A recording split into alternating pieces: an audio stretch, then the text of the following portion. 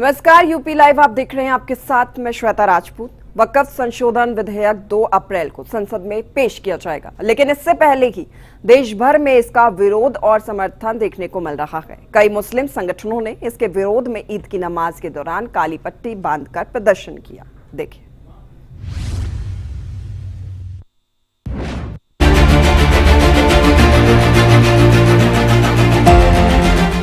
देश भर में वक्फ संशोधन विधेयक को लेकर सियासत गर्मा गई है।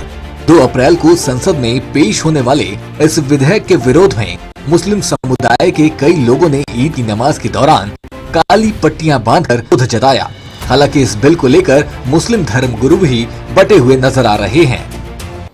देखिए, इसमें आप एक चीज समझना होगा, ये वक्फ का विरोध करने वाला कौन लोग है। जो कुछ लोग ताकतवर हैं, वक्फ के प्रॉपर्टी को कब्जा करके रखा हुआ है, वो लोग मिसगाइड कर रहे हैं, लोगों को गुमराह कर रहे हैं। ये बिल्कुल ठीक नहीं है। अच्छा, मुझे बताइए कि कुछ लोग कहता है कि ये वक्फ अमेंडमेंट बिल अनकॉन्स्टिट्यूशनल है।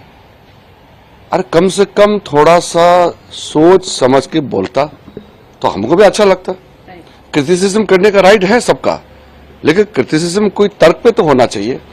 आजादी से पहले से वक्फ का प्रोविजंस है, वक्फ के प्रोविजंस का कानून बनाया हुआ है। फिर 1913 में, 1923 में, 1931 में, फिर आजादी के बाद 1954 में वक्फ कानून बनाया और उसके बाद में 1995 में फिर से वक्फ कानून का संशोधन हुआ। फिर इस बीच में कई बार संशोधन हुआ, तो वो क्या कॉन्स्टिट्यूशनल था? आज उसको अमेंड कर रहा तो अनकॉन्स्टिट्यूशनल कैसे हो गया? अगर वक्फ कानून अनकॉन्स्टिट्यूशनल है, वो गैर संवैधानिक है, तो इतने दशकों तक ये कानून तो चल रहा था, तो उनके बनाए हुए कानून संवैधानिक है और हम कानून लेगा तो वो जो गैर संवैधानिक हो गया। जेपीसी समिति के अध्यक्ष जगदम्बिका पाल ने इस बिल के विरोध पर AIM, PLB और असद ओवैसी को घेरा। जगदम्बिका पाल ने कहा कि जब संशोधित कानून अभी संसद में आया ही नहीं, तो इसका विरोध क्यों किया जा रहा। देखिए, कैथोलिक काउंसिल हो, उसके सबने पूरे केरल के एमपीज को किया है, तो इससे साफ है कि उनका तो जो कैथोलिक के पादरी होते हैं केवल अपना रिलीजियस और एजुकेशन से ही ताल्लुक रहता, कोई सियासत से नहीं। तो उन्होंने साफ इस बिल को पढ़ा, हमारी रिपोर्ट को पढ़ा और उनको लगता है कि ये वक्त के बेहतरी के लिए है। डिस्प्यूट खत्म होगा।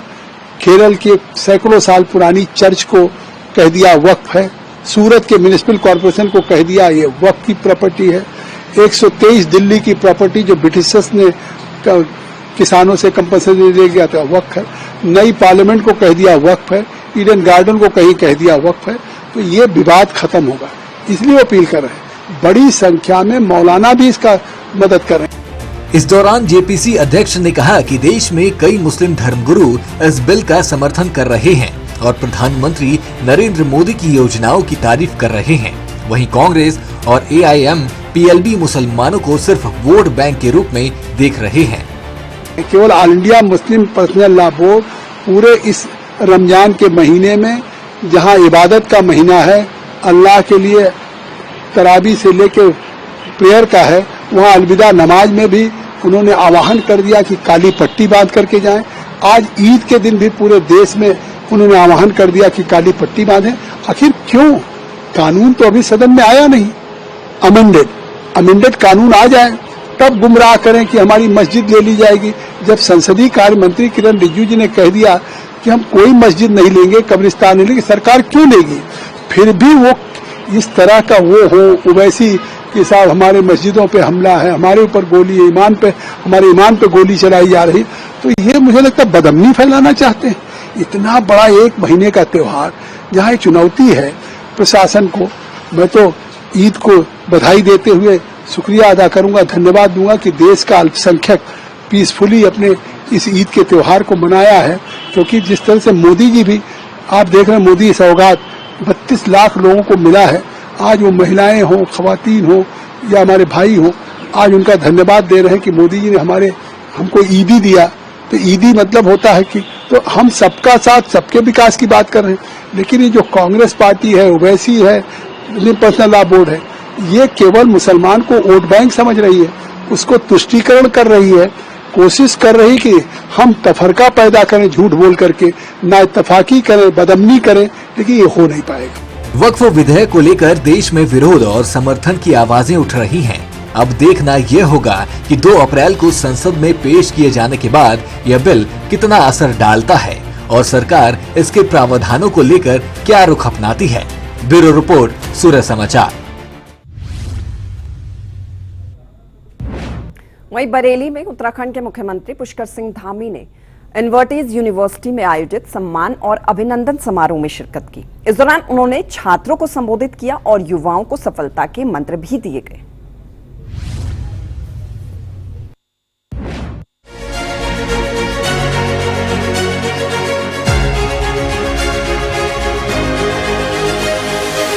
बरेली के इन्वर्टीज यूनिवर्सिटी में आयोजित सम्मान और अभिनंदन समारोह में उत्तराखंड के मुख्यमंत्री पुष्कर सिंह धामी ने भाग लिया। इस दौरान सीएम धामी ने शिक्षा, युवा सशक्तिकरण और उत्तराखंड के विकास मॉडल पर अपने विचार साझा किए। सीएम धामी ने कहा कि युवा देश की सबसे बड़ी शक्ति है और उन्हें सही दिशा में आगे बढ़ाने की जिम्मेदारी हम सब की है। आदरणीय प्रधानमंत्री श्री नरेंद्र मोदी जी के नेतृत्व में एक सशक्त भारत, एक सशक्त राष्ट्र की स्थापना को लेकर तेजी से आगे बढ़ रहे हैं। आदरणीय प्रधानमंत्री जी के नेतृत्व में देश में अनेक ऐतिहासिक निर्णय लिए गए हैं, जिन्हें पहले की सरकारों ने केवल और केवल राजनीतिक लाभ हानि के गुणा भागों के चक्कर में हमेशा उनको टालती आई, उनसे बचती आई और जनहित के मुद्दों को दरकिनार करती आई। चाहे वो कश्मीर से धारा 370 का अंत करना हो, 3 तलाक जैसा, जिसके बारे में अभी हमारे मंत्री अरुण जी कह रहे थे, 3 तलाक जैसी कुप्रथा को समाप्त करना हो, नागरिक संशोधन कानून अर्थात सीए का कानून लागू करना हो, या हम सबके आराध्य देव भगवान श्री रामचंद्र जी का अयोध्या में भव्य और दिव्य मंदिर का निर्माण करना हो। भाइयों बहनों, ये सभी ऐतिहासिक निर्णय आदरणीय प्रधानमंत्री जी के दृढ़ संकल्प के कारण संभव हो पाए।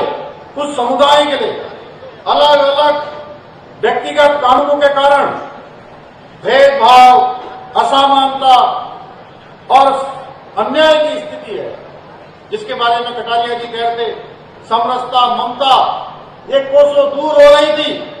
समान नागरिक संहिता का उद्देश्य इन्हीं भेदभावों को समाप्त कर राज्य के सभी नागरिकों के लिए एक समान व्यवस्था, एक समान कानून सुनिश्चित करना है। और यूसीसी के लागू होने से न केवल राज्य के सभी नागरिकों को समान अधिकार प्राप्त हुए हैं, बल्कि प्रदेश में महिला सशक्तिकरण के एक नए युग की भी शुरुआत हुई है। और मैं इसमें कहने में मुझे कोई संकोच नहीं है कि ये देश के अंदर जो हमारी 50% आबादी मातृशक्ति है, 50% आबादी का 100% का कानून कोई कानून है तो समान नागरिक संहिता का कानून है। सीएम धामी ने प्रधानमंत्री नरेंद्र मोदी के नेतृत्व में उत्तराखंड में हो रहे विकास कार्यों का भी जिक्र किया और छात्रों को प्रेरित करते हुए कहा कि मेहनत और संकल्प से हर लक्ष्य हासिल किया जा सकता है। इसके माध्यम से उत्तराखंड की मुस्लिम बहन बेटियों को अब बहुत सारी कुरीतियों का सामना नहीं करना पड़ेगा, हलाला का सामना नहीं करना पड़ेगा, इज्जत का सामना नहीं करना पड़ेगा, बहु विवाह, बाल विवाह और 3 तलाक जैसी कुरीतियों से उनको मुक्ति मिली है। इसके साथ ही यूसीसी लागू होने के उपरांत अब किसी भी महिला को उत्तराधिकार या संपत्ति के अधिकार में भी भेदभाव का सामना भी नहीं करना पड़ेगा। इतना ही नहीं, समान नागरिक संहिता से न्यायिक प्रक्रिया भी सरल होगी, आसान होगी और तेज होगी। बहुत सारे जो मामले आज न्यायालयों में भी आज विचाराधीन है, उन सब पर भी निर्णय की प्रक्रिया और तेज गति से आगे बढ़ेगी, जिससे अनावश्यक रूप से मुकदमों में भी कमी आएगी और न्यायपालिका का बोझ भी कम पड़ेगा। जब भी देश के अंदर कोई काम शुरू होता है, कोई शुभ कार्य शुरू होता है, तो कुछ विघ्न संतोषी टाइप के लोग हमेशा इसमें मीन मेख निकालने का काम करते हैं। और हमने भी जब देवभूमि उत्तराखंड में एक ये देव कार्य शुरू किया तो इसमें लिव इन संबंधों के रजिस्ट्रेशन को लेकर कई प्रकार के भ्रम फैलाने का प्रयास करने लगे कि आपने लिव इन रिलेशनशिप में इसमें रजिस्ट्रेशन की व्यवस्था कर दी है, उनके माता पिता को जानकारी देने की व्यवस्था कर दी है। भाइयों बहनों, मैं ये कहना चाहता हूं कि इसके पीछे हमारा एक ही मंतव्य है कि हमारी बहन बेटियों की सुरक्षा सुनिश्चित करना। उन माता पिता को देखिए, आप जिनके बेटे या बेटियां लिव इन रिलेशनशिप में रहते हैं लेकिन माता पिता को पता नहीं होता है कि हमारे बेटे और बेटियां कहां रह रहे हैं, प्रशासन को भी कोई जानकारी नहीं होती है और उसके कारण से बहुत बार उनमें साथ में रहते कई बार अच्छे संबंध होते हैं और धीरे धीरे वो संबंध खराब हो जाते हैं। संबंध खराब होने के कारण से आपस में हिंसा होती है, हत्याएं होती हैं, कोर्ट कचहरी मुकदमाबाजी, इस प्रकार की चीजें बहुत सारे प्रकरणों में आई। इनवर्टिस यूनिवर्सिटी में हुए इस कार्यक्रम में छात्रों का उत्साह देखने लायक था। मुख्यमंत्री पुष्कर सिंह धामी ने युवाओं को सफलता के मूल मंत्र भी दिए। ब्यूरो रिपोर्ट, सूर्या समाचार। और चलिए खबरों में आगे बढ़ेंगे। संभल में कड़ी सुरक्षा के बीच ईद का त्योहार धूमधाम से मनाया गया। इस दौरान पुलिस प्रशासन ने सुरक्षा के पुख्ता इंतजाम किए। संवेदनशील इलाकों में ड्रोन के जरिए स्थिति का जायजा भी लिया। देखिए।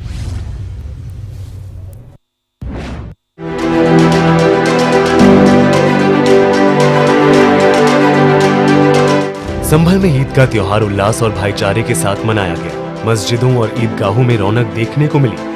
मुस्लिम समाज के लोगों ने पारंपरिक अंदाज में नमाज अदा किया। नमाज के बाद लोगों ने एक दूसरे को गले मिलकर ईद की मुबारकबाद दी। खास तौर पर बच्चों में ईद को लेकर जबरदस्त उत्साह देखा गया। इस दौरान शाही जामा मस्जिद समेत संवेदनशील इलाकों में सुरक्षा के कड़े इंतजाम किए गए थे। पुलिस और प्रशासनिक अधिकारियों ने खुद निगरानी की, जिससे ईद शांतिपूर्ण तरीके से संपन्न हो सके। व्यवस्थाएं बहुत अच्छे से रही। शाही ईदगाह में लगभग 50,000 लोग आए और सभी ने सकुशलता से नमाज संपन्न की और सब लोगों ने सहयोग भी किया और संवाद से समस्याओं का समाधान, यही है संभल की नई पहचान। एसडीएम वंदना मिश्रा ने बताया कि ईद की नमाज शांतिपूर्ण तरीके से संपन्न हुई। उन्होंने कहा कि प्रशासन ने सुरक्षा के कड़े इंतजाम किए थे और पूरी व्यवस्था सुचारू रूप से संचालित की गई। नमाज के बाद लोग अपने घरों की ओर लौट गए और कहीं से भी किसी अप्रिय घटना की सूचना नहीं मिली। ईद की नमाज को सकुशल संपन्न कराया गया है। लोग अपने घरों को लौट रहे हैं और पूरी तरह शांति व्यवस्था मेंटेन करते हुए इसको पूर्ण कराया गया है और आप देख रहे हैं कि किसी तरह की कोई समस्या यहाँ पर नहीं है। इस मामले में एसपी कृष्ण बिश्नोई ने कहा कि त्योहारों को लेकर सुरक्षा के पुख्ता इंतजाम किए गए हैं। ईद की नमाज शांतिपूर्वक अदा की गई।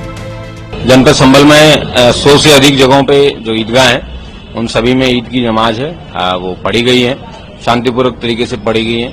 कई जगह जहाँ पे विवाद भी था वहाँ पे भी सकुशल संपन्न कराया गया है। जो वॉलंटियर्स हैं उनका भी काफी सहयोग रहा और शांतिपूर्वक तरीके से सभी लोग अपने अपने घरों को वापस चला गए हैं और किसी प्रकार की कानून व्यवस्था की कोई समस्या नहीं है।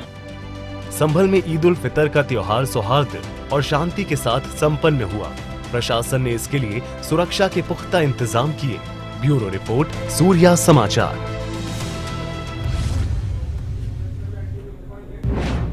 और चले खबरों में आगे बढ़ेंगे। राजस्थान के टोंक, उत्तर प्रदेश के मेरठ और सहारनपुर में ईद की नमाज के बाद माहौल तनावपूर्ण हो गया। टोंक में नारेबाजी को लेकर विवाद हुआ। वहीं मेरठ में दो पक्षों के बीच में खूनी संघर्ष देखने को मिला। सहारनपुर में भी ईद की नमाज के बाद फिलिस्तीन का झंडा लहराने का मामला सामने आया, जिससे प्रशासन अलर्ट मोड पर आ गया।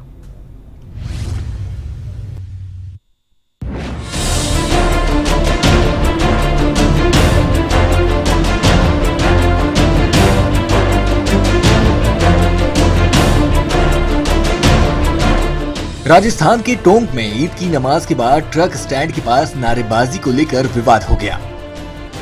नमाजियों और पुलिस के बीच तनातनी देखने को मिली। विशेष समुदाय के लोग जुलूस निकालने की मांग कर रहे थे, जिसे पुलिस ने अनुमति नहीं दी। मामला बढ़ने से पहले पुलिस ने मोर्चा संभाला और स्थिति को नियंत्रण में लिया। वहीं उत्तर प्रदेश के मेरठ में एक समुदाय के दो पक्षों के बीच हिंसा भड़क उठी। बच्चों के विवाद के बाद ईद की नमाज के तुरंत बाद मारपीट और फायरिंग हुई, जिसमें दोनों पक्षों के आधा दर्जन लोग घायल हो गए।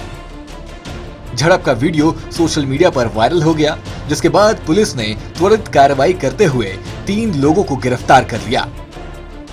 थाना क्षेत्र जानी में सिवाल खास एरिया है, वहां के रहने वाले नाजिम और जाहिद नामक 2 व्यक्ति कल शाम को किसी मामूली बात पे उनके बीच कहासुनी हो गई थी, जिसमें आज सुबह नमाज के बाद सिवाल खास क्षेत्र में जब ये लोग अपने घर को लौट गए थे, जाहिद का घर वहीं पड़ोस में है भी, तो इनके बीच उस कहासुनी को लेकर फिर विवाद की स्थिति उत्पन्न हुई और दोनों पक्षों के कई लोग आमने सामने भिड़ गए, जिसमें पथराव भी हुआ, लाठी डंडा भी चला है।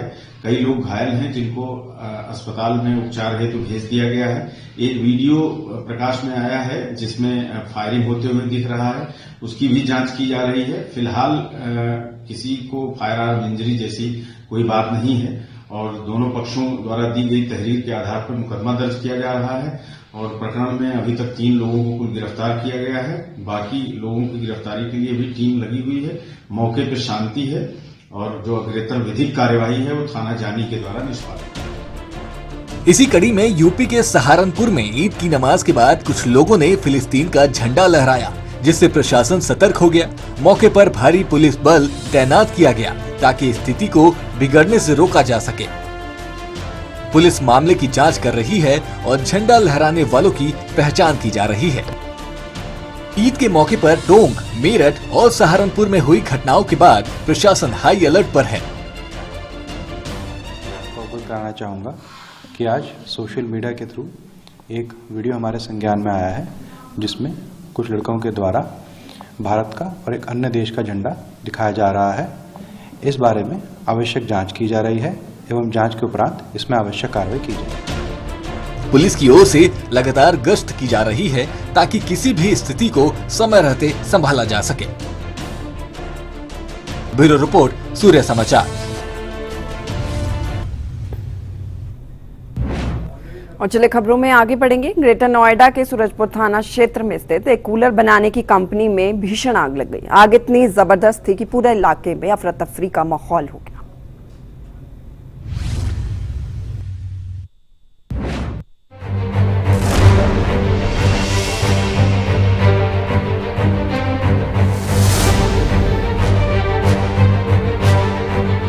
ग्रेटर नोएडा के सूरजपुर थाना क्षेत्र में स्थित एक कूलर बनाने वाली कंपनी में अचानक भीषण आग लग गई।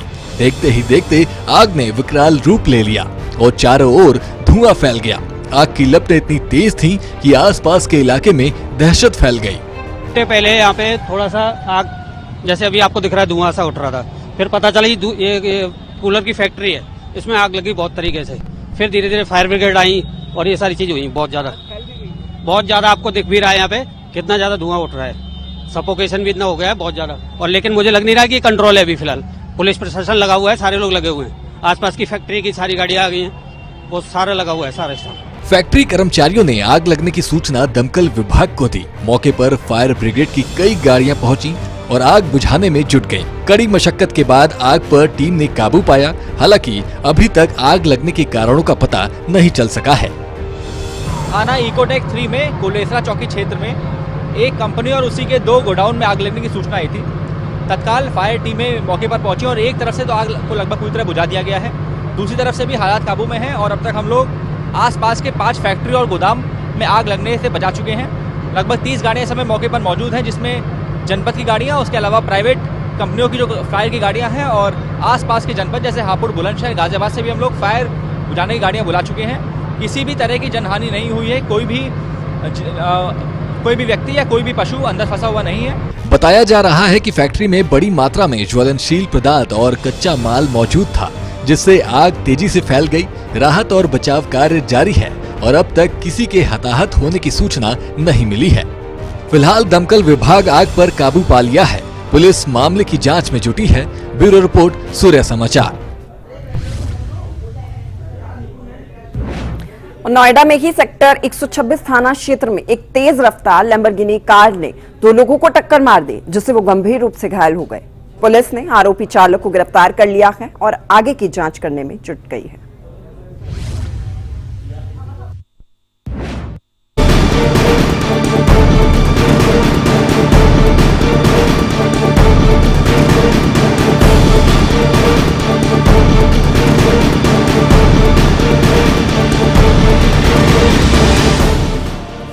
नोएडा के सेक्टर 94 गोल चक्कर के पास एक तेज रफ्तार लैम्बोर्गिनी कार की चपेट में आने से 2 लोग गंभीर रूप से घायल हो गए। ये हादसा उस वक्त हुआ जब सड़क किनारे खड़े लोग अचानक कार की चपेट में आ गए। कार मृदुल के नाम से पंजीकृत है और इसे अजमेर का रहने वाला दीपक चला रहा था। हादसे के बाद मौके पर पहुंची पुलिस ने तुरंत कार्रवाई करते हुए आरोपी चालक दीपक को गिरफ्तार कर लिया और कार को कब्जे में ले लिया। पुलिस ने घायलों को अस्पताल में भर्ती कराया और मामला दर्ज कर जांच शुरू कर दी है। कि एक व्यक्ति ने गाड़ी बहुत लापरवाही पूर्वक चलाई थाना सेक्टर 126 क्षेत्र के अंतर्गत, जिसमें 2 लोगों को चोटें लग गईं। उन दोनों को तुरंत हॉस्पिटलाइज कराया गया। तुरंत ही ड्राइवर और गाड़ी को गिरफ्तार कर लिया। गाड़ी जब्त करके थाने में खड़ी है। इन पर मुकदमा भी लिख दिया गया है और आगे कार्रवाई की जा रही है। भाई तेज गति से गाड़ी चला दी, तभी उनको चोट लग गई, यही घटना। पुलिस के मुताबिक प्रथम दृष्टि से ये मामला लापरवाही से वाहन चलाने का लग रहा है, लेकिन सभी पहलुओं की जांच की जा रही है। घायलों का इलाज जारी है और पुलिस यह भी पता लगाने में जुटी है कि हादसे के वक्त चालक नशे में था या नहीं। वहीं इस मामले में अस्पताल में भर्ती पीड़ित रविदास ने बताया कि वह बैठा हुआ था, तभी अचानक तेज रफ्तार की गाड़ी आई और उसे टक्कर मार दी। बैठे थे दोनों आदमी, बैठ कर खाने में बना घर में खा रहे थे। उधर से आया, जैसे लग रहा है कि पगला के जैसा गाड़ी आ रहा है। हम लोग को उड़ते उड़ते बस गाड़ी आ गया, नहीं भाग पाए, गिर गए। तो इसमें चक्के में गाड़ी गिरा चढ़ा दिया, चढ़ गया चक्का। अब कैसे भागेगा? गाड़ी का चक्का पैर पे चढ़ गया। हाँ, भाग नहीं पाया। भाग नहीं पाया, भाग तो पाया। वहीं पीड़ित के परिजनों ने बताया कि एक तेज रफ्तार की गाड़ी आई और दोनों को टक्कर मार दी, जिससे दोनों बुरी तरह से घायल हो गए। वो काम करके साइड में बैठा था, वो गाड़ी वाला आए, गाड़ी वाला इसी को ये लोग बैठे थे जिधर, बस उधरे हड़बड़े गाड़ी घुसा दिया। अब वो लोग घुसाया, बस ये लोग को ऐसा धक्का मारा कि लोग लाली में फेंका गया, उड़िया उड़िया के फेंकाया। लाली में एक गिर गया और एक मेरा पिताजी चक्का चढ़ गया, में जांग टूट गया। तो ये दोनों जने एक ही जगह बैठे थे? हाँ, साइड में बैठे थे। नाली का धारे में जो वो हाँ, नाली जो घेरता है ना, उसी के ऊपर ये लोग बैठा था। गाड़ी ऐसा जो घुसाया, गाड़ी एकदम पूरा अंदर तक ब्रेक मारा कि नहीं मारा, ये लोग को मार दिया। तो अभी आपके पिताजी की कैसी तबीयत है, कितनी चोट लगी है उनको? अभी वो लोग तो बहुत चोट लगा है, सह नहीं पा रहा है, चोट इतना लगा है वो लोग को। हाथ पे और चेहरे पे भी लगी है? चेहरे पे भी लगी है। नोएडा में हुए इस हादसे ने एक बार फिर से तेज रफ्तार गाड़ियों की वजह से होने वाले खतरों को उजागर किया है। पुलिस अब इस मामले में आगे की कानूनी कार्रवाई कर रही है। ब्यूरो रिपोर्ट, सूर्य समाचार। और यूपी लाइव में फिलहाल के लिए इतना। कि यहाँ बने रहिए हमारे साथ। नमस्कार।